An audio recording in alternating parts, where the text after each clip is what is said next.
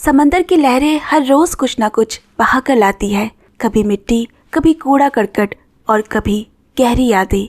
लेकिन उस दिन मछुआरे जोई को जो मिला वो कोई मामूली चीज नहीं थी, जिसने पूरी दुनिया को चौंका कर रख दिया था। आखिर क्या है वो चीज? ये कहानी आपको ऐसी नामुमकिन चीज से रूबरू करवाएगी कि आप भी हैरान रह जाएंगे और आखिर में आप भी कहेंगे, वाह, ऐसा भी क्या हो सकता है। तो चलिए मेरे साथ एक नई कहानी के सफर में। ब्राजील का एक छोटा सा द्वीप जहां हमारी मुलाकात होती है मिगल नाम के एक मासूम लड़के से। उसकी अभी अभी स्कूल की छुट्टी हुई है। घर लौटते समय उसकी दोस्त कालिस्ता उसे आवाज देकर कहती है, ये गिफ्ट तुम्हारे जन्मदिन के लिए है। ये देखकर मिगल बहुत खुश हो जाता है, क्योंकि साफ पता चल रहा है कि किसी ने उसके खास दिन को याद रखा है। यहाँ हमें मिगल का उत्साह दिखाता है कि वो रिश्तों और छोटी खुशियों को कितनी अहमियत देता है। जब मिगल उस गिफ्ट को खोलने लगा तो कालिस्ता उसे रोककर कहती है, अरे आज नहीं, कल अपने जन्मदिन पर ही खोलना। मिगल बिना जिद किए मान गया, जो उसकी शांत और समझदार स्वभाव को भी दिखाता है। इसके बाद मिगल अपने पिता जो के पास आया, जहाँ कालिस्ता और उसके पिता भी मौजूद होते हैं। मिगल ने कालिस्ता के पिता से कहा, कल आप कालिस्ता को लेकर मेरे जन्मदिन पर जरूर घर आना, जिस पर उन्होंने भी खुशी खुशी हामी भरी। यहाँ हमें पता चलता है कि दोनों पिता पुराने दोस्त हैं और साथ में मछलियाँ पकड़ने जाया करते हैं, जो कहानी में रिश्तों की गर्माहट जोड़ता है। ये दोस्ती कहानी में एक मजबूत नींव की तरह है, जो दिखाती है कि द्वीप का जीवन कितना जुड़ा हुआ है। घर लौटते समय मिगल अपने पिता से पूछता है कि क्या मैं कल आप लोगों के साथ मछली पकड़ने जा सकता हूँ, लेकिन जो उसे समझाते हुए मना कर देता है, क्योंकि अगले दिन उसका स्कूल है। फिर उसने मिगल को एक शंख उपहार में दिया, जो एक पिता के प्यार और सादगी को दर्शाता है, जो एक जिम्मेदार पिता है, जो डिसिप्लिन और प्यार के बीच संतुलन बनाना जानता है। अब घर पहुंचकर मिगल माँ से बोला, क्या आप मेरे लिए मिठाइयाँ बनाएंगी? और माँ हंसते हुए हाँ कहती है। थोड़ी देर बाद जब मिगल अपने बैग से कालिस्ता का दिया हुआ गिफ्ट देख रहा होता है, तो उसकी माँ मजाक में कहती है, लगता है कोई तुम्हारे जन्मदिन को लेकर बहुत एक्साइटेड है, जिससे मिगल और भी खुश हो जाता है। मिगल अपने कमरे में जाकर गिफ्ट को बिस्तर के नीचे रख देता है, मानो उस खुशी को सही समय के लिए संभाल कर रख रहा हो। ये दृश्य काफी भावुक है, क्योंकि शायद वो वक्त कभी आएगा ही नहीं। कभी कभी किस्मत हमारे लिए कुछ और ही लिख कर रखती है। अब जब उसके पिता घर लौटा तो मिगल मजाक करता हुआ बोला, बाबा, आपसे मछलियों की तेज गंध आ रही है। और जवाब में पिता ने उसे और जोर से गले लगा लिया। ये छोटा सा पल उनके रिश्ते की गहराई और आपसी अपनापन दिखाता है। एक परिवार जो कि एक बेहद खूबसूरत पल बिता रहे हैं। अगली सुबह जो ने मिगल को जन्मदिन की शुभकामनाएं दी। उसने भी शुक्रिया कहा और पूछा, क्या हम अभी नाव पर चढ़ सकते हैं? बेटा, आज आसमान साफ नहीं है, हम किसी और दिन नाव पर चढ़ेंगे। लेकिन मिगल के जोर देने पर वो आखिर में मान जाता है। दोस्तों, यहाँ जो की ना को हाँ में बदलना एक पिता की ममता को दिखाता है, जो बेटी की खुशी के लिए अपने तजुर्बे को भी नजरअंदाज कर सकता है। खैर, अब दोनों नाव में निकल पड़ते हैं और दूर से मिगल की माँ मारिया उन्हें देखती रहती है, जैसे किसी अनजान खतरे को वो महसूस कर रही हो। एक वक्त पर मौसम और बिगड़ने लगा। जो नाव मोड़ने की कोशिश करता है, लेकिन अचानक एक बड़ी लहर उनकी नाव से जा टकराई और नाव पलट जाती है। इस हादसे में मिगल पानी में डूब जाता है, जो अपने बेटे को हर जगह तलाशता रहता है, लेकिन उसे वो कहीं नहीं मिला। यहाँ हमें एहसास हो जाता है कि उस समंदर ने मिगल को निगल लिया है। जिंदगी भी किसी के लिए कितनी बेरहम हो जाती है। एक मासूम बच्चे का सपना अधूरा रह गया। वो गिफ्ट जो कल खुलना था, शायद हमेशा के लिए एक राज बनकर रह गया। इसके बाद कहानी कई साल आगे गुजर जाती है। जो अब काफी बूढ़ा हो चुका है और आज तक अपने बेटे को खोने का सारा दोष सिर्फ खुद को देता है। उसके अंदर ये अपराध बोध इतना गहरा है कि वो खुद को कभी माफ ही नहीं कर पाया। बेटे की मौत उसके जीवन का ऐसा घाव बन जाती है, जो समय के साथ भी भरता नहीं, बल्कि और गहरा होता चला जाता है। अब हम चलते हैं अर्जेंटीना के एक छोटे से द्वीप पेटागोनिया पर, जहाँ बड़ी संख्या में पेंगुइन्स एक साथ रहते हैं। हर साल की तरह इस साल भी पेंगुइन का माइग्रेशन शुरू होता है, यानी वह अपने स्थान छोड़कर किसी और जगह चले जाते हैं और तय समय के बाद फिर वापस लौट आते हैं। ठीक वैसे ही जैसे प्रवासी पक्षियों के साथ होता है। उसी समय एड्रियाना, स्टीफन और कार्लोस नाम के 3 बायोलॉजिस्ट दूर से इस पूरे दृश्य पर नजर रख रहे थे, क्योंकि उनका पूरा शोध यानी कि रिसर्च सिर्फ पेंगुइन्स पर ही आधारित है। इसी दौरान जब पेंगुइन समंदर के रास्ते आगे बढ़ रहे होते हैं तब हम एक पेंगुइन को देखते हैं जो छोटी मछलियों का शिकार करते करते बाकी झुंड से अलग हो जाता है। धीरे धीरे वो पूरी तरह से अकेला पड़ गया और अपना रास्ता खो बैठता है। अब वो क्या करे, उसे कुछ भी समझ नहीं आ रहा। दोस्तों, कहीं ना कहीं ये भटकता हुआ पेंगुइन जो की स्थिति का दर्पण है। दोनों ही अपनी दुनिया में अकेले और रास्ता भूले हुए हैं। अब पेंगुइन दूर से एक छोटा सा जहाज देखता है और उसी की ओर बढ़ने लगता है। लेकिन जैसे ही वो जहाज के पास पहुंचा, जहाज से पानी में फैले पेट्रोल से उसके शरीर को काफी नुकसान होता है। इससे उसकी हालत और खराब हो जाती है। वो ना ठीक से सांस ले पा रहा है और ना तैर पा रहा है। दूसरी ओर उधर सुबह होने पर जो के दोस्त जब उसे बुलाते हैं और जो कोई जवाब नहीं देता, तब जो का एक दोस्त बाकी सभी से कहता है उसे अब भी यकीन है कि उसका बेटा जिंदा है और एक दिन वापस लौटेगा। हालांकि उसके दोस्त कई बार उसे समझाने की कोशिश करते हैं कि अब ऐसा संभव नहीं है, लेकिन जो ये सच स्वीकार ही नहीं कर पाता। ये बस जो ही नहीं, शायद हम भी कभी ना कभी डिनाइल स्टेट में रहते हैं, क्योंकि इनकार यानी डिनाइल दुख से लड़ने का एक तरीका है और जो के लिए ये उसकी ज़िंदगी का एकमात्र सहारा। इसी वजह से जो ने धीरे धीरे अपने सभी दोस्तों से दूरी बना ली और ज़्यादातर समय अकेला रहना पसंद करता। अब जब जोई घर लौट रहा था तभी समंदर किनारे उसे कुछ तैरता हुआ दिखाई दिया। पास जाकर देखने पर उसे एक घायल पेंगुइन मिला। उसी पल जो बिना कुछ सोचे समझे उस पेंगुइन को गोद में उठाकर घर ले आता है। दोस्तों, ये दृश्य बदलाव का भी एक संकेत है। उस घायल जीव को बचाकर शायद जो अपने उस पुराने पिता को फिर से जीवित करने की कोशिश कर रहा है, जो अपने बेटे को नहीं बचा पाया था। अपने बेटे को खोने के बाद भी उसके भीतर का पिता आज भी जिंदा है। वो पेंगुइन के लिए छोटी छोटी मछलियाँ लाता है, बड़े प्यार से एक एक कर उसे खिलाता है और फिर बहुत सावधानी से उसे पानी में ले जाकर साफ करता है। दूसरी ओर मिगल की माँ मारिया जो कालिस्ता से कुछ सब्जियां खरीद रही होती है, तभी कालिस्ता की छोटी बेटी लूसिया वहाँ आती है। जब मारिया जाने लगी तो कालिस्ता ने पूछा, क्या आप फिर कभी मिठाई नहीं बनाएंगी? लेकिन मारिया बिना कोई जवाब दिए वहाँ से चली जाती है और ये खामोशी अपने आप में उस अधूरे दर्द और बीती हुई खुशियों को याद दिला जाती है। यहाँ कालिस्ता को देख भी समझा जा सकता है कि मारिया के साथ साथ वो भी अब तक मिगल को भुला नहीं पाई है। कुछ दुख इतने बड़े होते हैं कि उन्हें शब्दों में बयां करना मुश्किल लगता है। इसके बाद जब मारिया घर लौटी तो उसे बाथरूम से कुछ आवाज़ें सुनाई दी। आवाज़ सुनकर मारिया बाथरूम की ओर गई और जैसे ही दरवाज़ा खोला तो उस तरफ एक पेंगुइन को देखकर हैरान रह गई। वो पति जो पर गुस्सा करने लगती है, लेकिन जो बहुत मुश्किल से उसे मना बुझा लेता है कि बस कुछ दिनों के लिए पेंगुइन को घर में ही रहने दे। तभी बाथरूम से फिर आवाज़ हुई। मारिया अंदर जाकर देखती है कि पेंगुइन ने टिश्यू पेपर से पूरा बाथरूम अस्त व्यस्त कर दिया है। ये सब देखने के बाद भी जो की जिद के आगे मारिया कुछ कहे बिना वहाँ से चली गई। इसके बाद हम देखते हैं कि जो पेंगुइन को ठीक करने के लिए पूरी जतन और प्यार से उसकी देखभाल करता है। ऐसे ही एक दिन जो पेंगुइन को अपनी पत्नी के पास छोड़कर अपने बेटे के कमरे में जाता है और वहाँ से अपनी बेटी की एक सर्दियों वाली टोपी निकाल कर ले आया। फिर उसी टोपी को काट कर पेंगुइन को पहनाता है। ये देखकर उसकी पत्नी तो पूरी हैरान, क्योंकि इतने सालों से जो ने अपने बेटे की हर एक चीज़ को बहुत संभाल कर रखा था, लेकिन आज वही आदमी अपने बेटे की टोपी काटकर एक पेंगुइन को पहना रहा है। दोस्तों, यहाँ हमें यही समझाना चाह रहा है कि इस पल में जो के लिए पेंगुइन अब सिर्फ एक जानवर नहीं बल्कि उसके खोए हुए बेटे की याद है और उसका अधूरा पिता भाव। खैर, अब धीरे धीरे दोनों उस पेंगुइन को अपना मानने लगे और उसे परिवार के एक सदस्य की तरह देखते हैं। ऐसा लगता है जैसे वो पेंगुइन भी दोनों को उनके पुराने जीवन और बीती हुई खुशियों की याद दिला रहा हो। अब समय के साथ पेंगुइन काफ़ी हद तक ठीक हो जाता है। एक दिन जो उसे पास के एक द्वीप पर छोड़ने के लिए अपनी नाव तैयार कर रहा है, तभी लूसिया ने नाव में उस पेंगुइन को देख बहुत खुश हो जाती है। कहती है कि ये पहली बार है जब मैंने सामने से पेंगुइन देखा है। अच्छा, इसका नाम क्या है? जोई बोला, अभी तक तो इसका कोई नाम नहीं दिया है।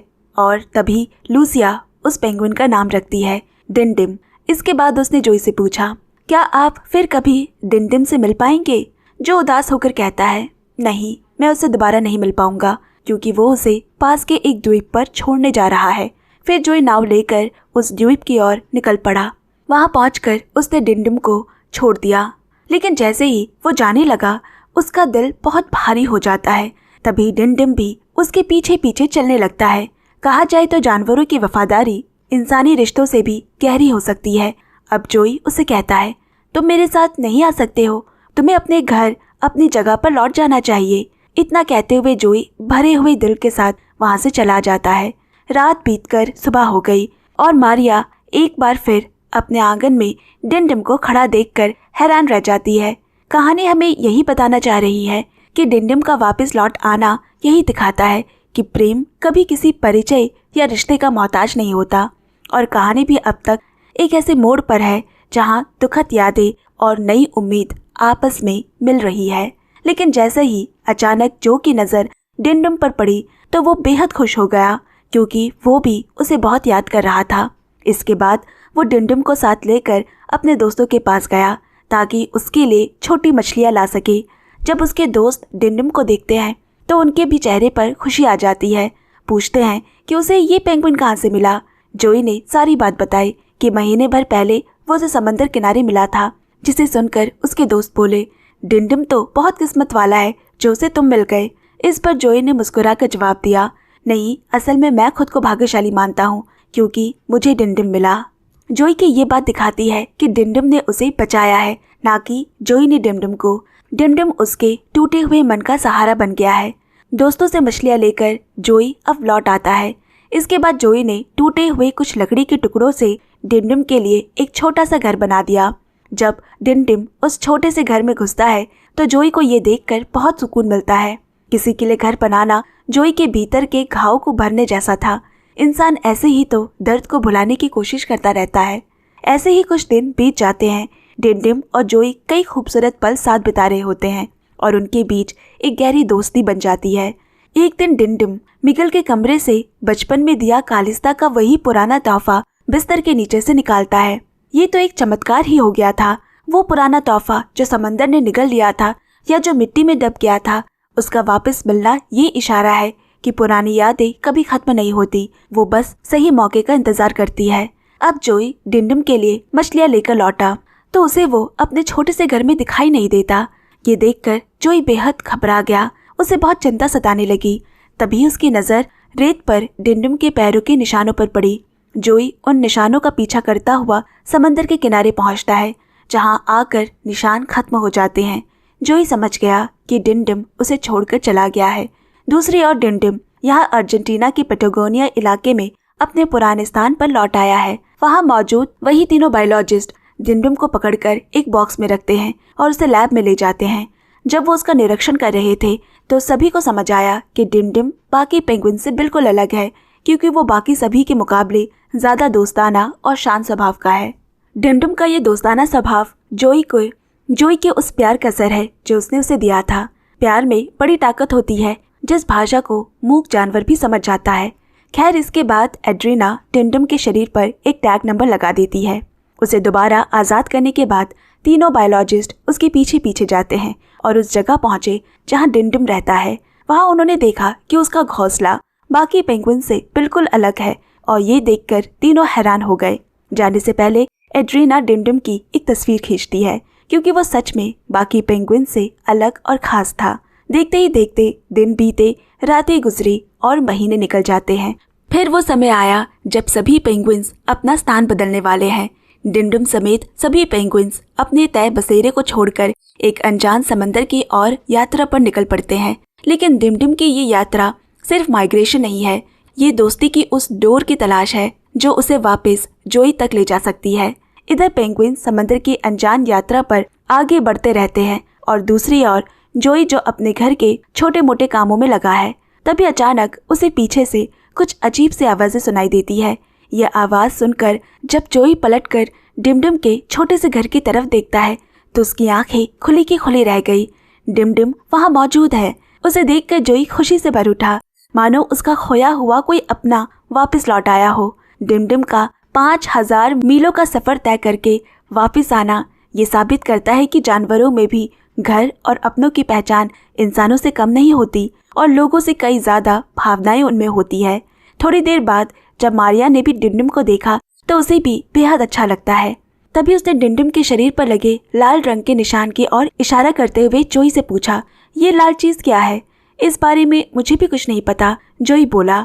खैर अब जोई डिमडिम को लेकर अपने गांव और बाजार की सड़कों पर टहलने निकलता है, जहां गांव के लोग एक इंसान और एक पेंगुइन को साथ देखकर काफी चौंक जाते हैं।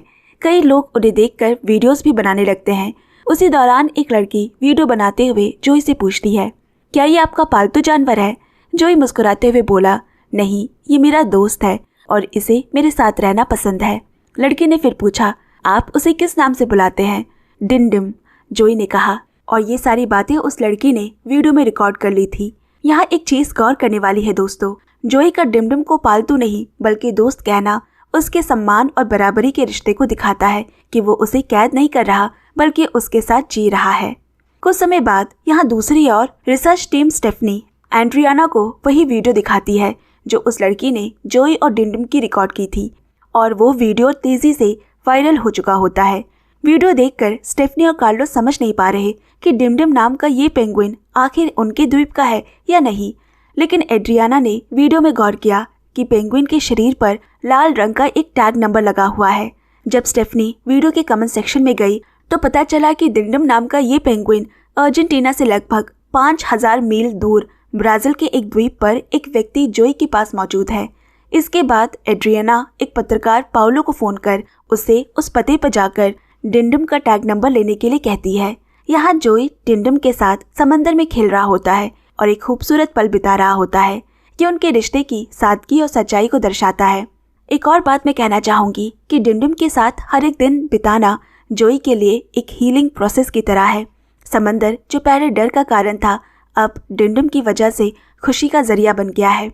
इसी बीच अब पत्रकार पाउलो भी जोई के घर पहुंच चुका है। जब उसने डिमडिम के बारे में सवाल करना चाहा तो जोई घबरा कर बोला, क्या आप उसे लेने आए हैं? पाउलो ने भरोसा दिलाया कि वो डिमडिम को ना ही ले जाएगा और ना ही उसे कोई नुकसान होगा। मैं बस यहाँ अपने एक दोस्त के कहने पर आया हूँ जो एक मरीन बायोलॉजिस्ट है और उसी ने एक वीडियो देखकर मुझे फ़ोन किया था। जोई ने पूछा, कौन सा वीडियो? तब पाउलो ने बताया, आपके साथ डिमडिम का एक वीडियो पूरी दुनिया में वायरल हो चुका है और सभी लोग आपको देख रहे हैं। इसके बाद पाउलो ने क्लियर किया कि वो सिर्फ डिमडिम का टैग नंबर लेने यहाँ आया है। शुरुआत में जोई उसे टैग नंबर देने से मना करता है, लेकिन पत्नी मारिया के समझाने पर वो आखिरकार पाउलो को टैग नंबर दे देता है। दरअसल यहाँ जोई को डर लग रहा था कि कहीं वायरल हो जाने से और टैग नंबर भी बताने से कहीं वो डिमडिम को उससे दूर न कर दे। वो और कुछ खोना नहीं चाहता। और मेरा भी मानना है कि जो साधारण जिंदगी जीना पसंद करते हैं उन्हें परेशान न किया जाए, क्योंकि वो इन सब से परे है। आपका क्या कहना है दोस्तों? अब पाउलो वहाँ से जाने से पहले जोई से कहता है कि क्या वो टीवी पर उसका एक इंटरव्यू ले सकता है। पहले इसके लिए तैयार ना होने पर मारिया के जोर देने पर जोई अनमने मन से इंटरव्यू देने के लिए राजी हो जाता है। इसके बाद जब स्टेफनी और एड्रियाना अपने सर्वर में डिमडिम का टैग नंबर चेक करते हैं तो वो चौंक उठे कि वो टैग नंबर बिल्कुल उसी पेंगुइन से मेल खाता है जिसे कभी उन्होंने अपने द्वीप पर दूसरे पेंगुइन से अलग किया था। किसी को भी इस बात पर यकीन नहीं हो रहा कि उसने इतनी दूर एक इंसान के साथ भावनात्मक रिश्ता बना चुका है। एड्रियाना का तो तुम ही हो डिमडिम उस फोटो को देखकर कहना यही समझाता है कि अब डिमडिम उनके लिए सिर्फ एक सब्जेक्ट नंबर नहीं बल्कि एक व्यक्तित्व बन चुका है।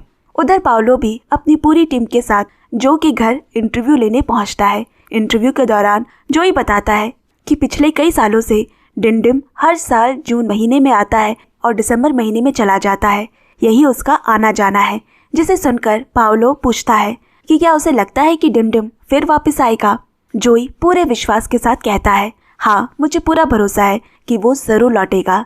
डिमडिम हर साल लगभग 5000 मीलों का सफर तय करके अर्जेंटीना से ब्राजील आता है सिर्फ जोई से मिलने के लिए। आपको ये बस एक कहानी जैसी लग रही होगी, है ना?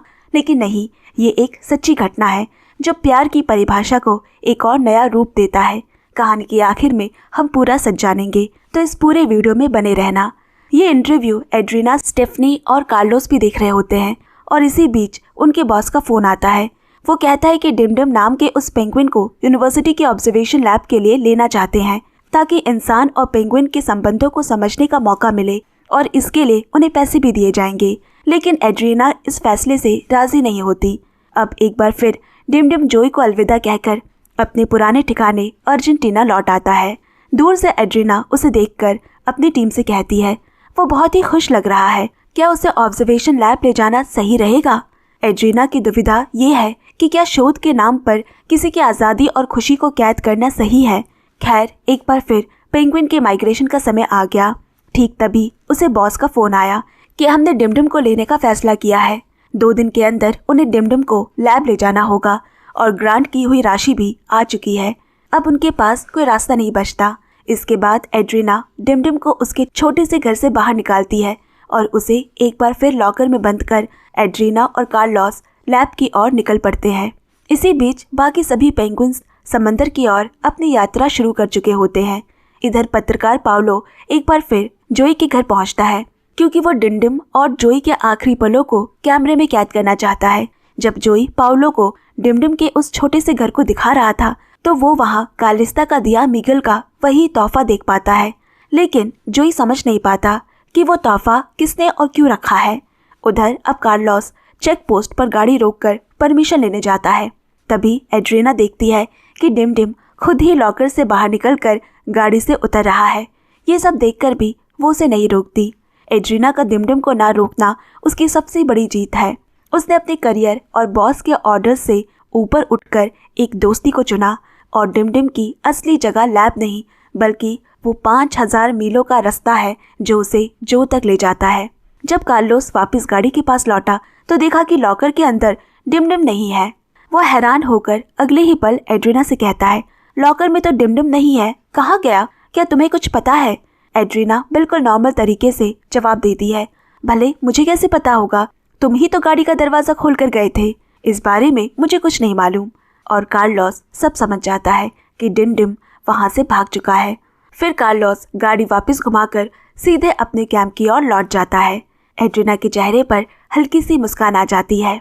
ये मुस्कुराहट यही समझा रही है कि डिमडिम के आज़ाद होने के साथ साथ वो भी अपने मन की दुविधा से मुक्त हो चुकी है। यहाँ जोई अपनी पत्नी और पूरे गांव के लोगों के साथ एक जगह बैठकर डिमडिम का इंतजार कर रहा है। सभी की निगाहें एक ही दिशा में टिकी है, कब डिमडिम समंदर पार करके जोई के पास आएगा। पाउलो और उसकी टीम ये सब कैमरे में रिकॉर्ड कर रहे होते हैं, लेकिन बहुत देर तक इंतजार करने के बाद भी डिमडिम का कोई पता नहीं चलता। धीरे धीरे गांव के लोग वहां से लौटने लगते हैं और कुछ देर बाद पाउलो भी अपनी पूरी टीम के साथ वहां से चला जाता है। मगर जोई अब भी हार नहीं मानता। वो अकेले ही समंदर किनारे बैठा डिमडिम का इंतजार करता रहता है। दोस्तों, यहाँ जोई का ये इंतजार सिर्फ एक पेंगुइन के लिए नहीं है बल्कि उस उम्मीद के लिए है जो उसे सालों बाद जिंदा रहने की वजह दे रही है। यहाँ डिमडिम भी जानता है कि जोई उसका इंतजार कर रहा है। वो एक ऊंचे पहाड़ से नीचे समंदर की ओर उतरने की कोशिश कर रहा होता है और नीचे उतरते समय उसका शरीर पत्थरों से टकराकर कई जगहों से घायल हो जाता है। इतने में वो लड़खड़ाता हुआ अपना संतुलन खोकर उसी ऊंचाई से सीधे नीचे गिर पड़ता है। इस हादसे में डिमडिम बुरी तरह घायल होकर वही बेहोश हो जाता है। यहाँ जोई अब भी डिमडिम का इंतजार कर रहा है और डिमडिम को ना देख पाना जोई को भीतर से तोड़ देता है। वापस घर लौटकर जोई डाइनिंग टेबल पर बैठा हुआ उसी तोहफे को खोल रहा होता है जो उसे डिमडिम के छोटे से घर से मिला था। उसकी पत्नी मारिया उसे देख कहने लगी, ये तो बचपन में कालिस्ता ने मिगल को दिया था। जब जोई ने तोहफा खोला तो अंदर एक छोटा सा ब्रेसलेट होता है। मिगल की याद में बिना कुछ कहे ही उनकी आंखों से आंसू बहने लगते हैं। ऐसे मौके पर उस तोहफे को खोलने के पीछे भी कहानी बनाने वालों की एक बड़ी सोच रही है कि ये तोहफा हीलिंग और पेन दोनों का काम करता है। ये साबित करता है कि डिमडिम ने सिर्फ जोई का साथ नहीं दिया बल्कि उसने उन यादों को भी ढूंढ निकाला जो सालों से दबी पड़ी थी। यहाँ अब डिमडिम को भी होश आ जाता है। एक एक कदम आगे बढ़ाते हुए वो समंदर के पानी में उतरता है, लेकिन बहुत ज़्यादा घायल होने के कारण ठीक से तैर नहीं पाता। इधर जोई और मारिया आज फिर से डिमडिम का इंतज़ार कर रहे होते हैं, लेकिन अभी तक उसके ना दिखाई देने पर जोई अपनी पत्नी से कहता है, चाहे कुछ भी हो जाए मैं डिमडिम को ढूंढ कर रहूँगा। मुझे पता है तुम डिमडिम को कितना प्यार करते हो और मैंने मिगल को खोने का दोष कभी तुम्हें नहीं दिया है। ये सुनकर जोई कुछ भी कह नहीं पाता, उसके पास शब्द नहीं बचते। जोई को भी समझ आता है कि इतने सालों की चुप्पी और दर्द से बस वही नहीं गुजर रहा था बल्कि उसकी हमसफ़र मारिया भी, और आज मारिया उसे उस दर्द से आज़ाद करती है उसका साथ देकर। एक पति पत्नी के हमसफ़र के तौर पर मारिया का हर कदम पर जोई के साथ खड़ा होना, उसे हिम्मत देना, उनका रिश्ता अब और भी गहरा हो गया है। अब शाम ढलते ही जोई अपने मछुआरे दोस्तों के पास जाकर कहता है, इस वक्त मुझे तुम्हारी बेहद ज़रूरत है, क्या तुम मेरी मदद कर सकते हो? इसके बाद जोई अपने दोस्तों के साथ नाव में समंदर की ओर निकल पड़े और जितना हो सके हर जगह डिमडिम को तलाशते हैं, लेकिन तमाम कोशिशों के बावजूद उन्हें डिमडिम नहीं मिला। ये नाकामी जोई को पूरी तरह से तोड़ देती है। कहानी का ये वक्त अपने सबसे अंधेरे मोड़ पर है। जोई ने अपने बेटे को खो दिया था और अब ऐसा लग रहा है जैसे उसने अपनी दूसरी जिंदगी डिमडिम को भी हमेशा के लिए खो दिया है। क्या ये दोस्ती का अंत है या कोई चमत्कार अब भी बाकी है? इसके बाद जब सभी वापस लौट रहे होते हैं, तभी दूर से जोई को डिमडिम पानी में तैरता हुआ दिखाई देता है। जोई एक पल की भी देरी नहीं करता, वो सीधे पानी में कूद पड़ा और डिमडिम के पास पहुंचकर उसे तुरंत नाव पर ले आता है। ये वही समंदर है जहां उसने एक बार हार मानी थी, पर आज वो हार नहीं मानना चाहता। लेकिन जब जोई ने डिमडिम को गोद में उठाया तो उसे एहसास हुआ कि डिमडिम सांस नहीं ले रहा है। ये देखकर जोई पूरी तरह से टूट गया। उसके मन में एक ही ख्याल घूमने लगा, क्या उसने एक बार फिर अपना बच्चा खो दिया? कभी कभी हम कितना भी कोशिश कर ले, लेकिन जब कोई पुराने हादसे फिर किसी रूप में लौट आते हैं तो पुराने घाव फिर उभर आते हैं। जोई के लिए ये पल कुछ ऐसा ही दर्द से भरा था जिसे महसूस करने की शायद हम 1% भी करीब नहीं है। उसी डर के बीच एक करिश्मा हुआ जब अचानक डिमडिम की आंखें खुलती है। ये देख जोई की खुशी का ठिकाना नहीं रहता। राहत और भावनाओं के उस पल में उसकी आंखों से आंसू अपने आप बहने लगते हैं और इसी भावुक कहानी के साथ ये खूबसूरत मूवी भी यही समाप्त हो जाती है। दोस्तों, ये मूवी एक सच्ची घटना पर आधारित है जो ये साबित करती है कि हकीकत कभी कभी फिल्मों से भी ज़्यादा खूबसूरत होती है। कभी कभी प्रकृति खुद अपने नियमों को तोड़कर हमें एक ऐसी मिसाल देती है जो तर्क से परे है। ब्राज़ील का एक द्वीप और हज़ारों मील दूर बर्फीले समंदर के बीच खींची एक अदृश्य डोर की जोआओ परेरा डी सूजा और एक मैंगेलेनिक पेंगुइन डिमडिम की कहानी। साल 2011 में 71 साल के जोआओ को ये पेंगुइन समंदर में गंभीर हालत में मिला था। मैंगेलेनिक पेंगुइन आमतौर पर ठंडे इलाकों अर्जेंटीना और चिली में पाए जाते हैं, लेकिन ये भटक कर हज़ारों किलोमीटर दूर ब्राज़ील के गर्म तट पर आ गया था। जोआओ ने अगले 11 दिनों तक उसे किसी छोटे बच्चे की तरह संभाला। एक एक पंख से तेल साफ किया, उसे ताज़ा मछलियाँ खिलाई और उसे वो गर्मी दी जिसकी उसे सबसे ज़्यादा ज़रूरत थी। और जानते हैं, जोआओ ने उसका नाम रखा था जिंजिंग, जिसे दुनिया ने बाद में डिमडिम के नाम से जाना। और जैसे कि कहानी में दिखाया गया, ठीक वैसे ही डिमडिम का आना और जाने का सिलसिला शुरू हुआ, जिसने बायोलॉजिस्ट को भी चकित कर दिया। वैज्ञानिक तौर पर मैगेलेनिक पेंगुइन हर साल प्रजनन के लिए दक्षिण की ओर हजारों मील की यात्रा करते हैं, लेकिन डिमडिम ने अपनी इस जैविक घड़ी में जोआओ को भी शामिल कर लिया था। हर साल वो लगभग 8000 किलोमीटर की सफ़र तय करके जोआओ से मिलने आता। वो साल के 8 महीने जोआओ के साथ रहता और बाकी 4 महीने प्रजनन के लिए अर्जेंटीना या चिली के तटों पर चला जाता। डिमडिम एक जंगली पक्षी था, किसी और को खुद को छूने नहीं देता था, लेकिन जोआओ की गोद में वो बिल्कुल शांत रहता। लेकिन 2021 के बाद से समंदर की लहरें डिमडिम को वापस लेकर कभी नहीं आई। मैगेलेनिक पेंगुइन्स की औसत आयु लगभग 25 से 30 वर्ष होती है और डिमडिम एक जंगली जीव था। समंदर की गहराइयों में क्या हुआ ये कोई नहीं जानता, लेकिन जोआओ आज भी उसी तट पर बैठे डिमडिम का इंतजार करते हैं।